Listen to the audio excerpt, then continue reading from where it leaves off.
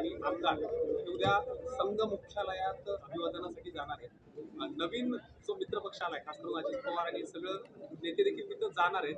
काय नेमकी प्रतिक्रिया? संघ मुख्यालयात पहिल्यांदाच राष्ट्रवादी ते काय करणार आहेत हे मला माहीत नाही, पण त्याने सांगताना सांगितलं की आम्ही यशवंतराव चव्हाण यांची विचारसरणी घेऊन पुढे जाणार आहोत, शरद पवारांची नाही। त्यामुळे यशवंतराव चव्हाणांची विचारसरणी काय होती हे त्यांच्या पुस्तकात त्यांनी लिहून ठेवले। आता बघायचं यशवंतराव चव्हाण कितपत त्यांच्या रक्तात गेलेत।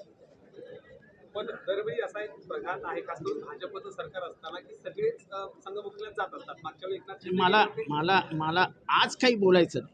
मी जेवढं बोललो तेवढं बरोबर आहे की यशवंतराव चव्हाणांचा फोटो लावतात, त्यांचे विचारसरणी आम्ही अंमलात आणणार आहोत असं म्हणतायत। त्यांना शरद पवारांचा फोटो म्हणजे आता तो तर संपलेला, तो विषयच आमच्यासाठी संपला आहे। यशवंतराव चव्हाणांचे विचार काय आहेत अख्ख्या महाराष्ट्राला माहिती आहे, अख्ख्या भारताला माहिती आहेत। ते कसे अंमलात आणतात ते बघूया आपण। हे सगळं फक्त माहोल क्रिएट करण्यासाठी असतं। कोण बडगुजर, कोण सलीम कुत्ता, कोण इक्बाल टकल्या, काही नसतं। माझ्या बाजूला मी मुंब्र्यातनं प्रतिनिधित्व करतो, कोण बाजूला उभं राहून राहतं कोणाला माहिती आहे काय? कोणाला फोटोग्राफ आहे बाबा तुझं काय रे चारित्र्य सर्टिफिकेट आहे का रे, पोलीस क्लिअरन्स आहे का, असं विचारणार का? हे फक्त नाटक असतं। निवडणूक आली की कुठेतरी दाऊद इब्राहिमला आणायचा, कुठेतरी ड्रग्जला आणायचं, कुठेतरी एक आरोपी आणायचा आणि तो चिटकून टाकायचा। त्याच्यात काय मोठे?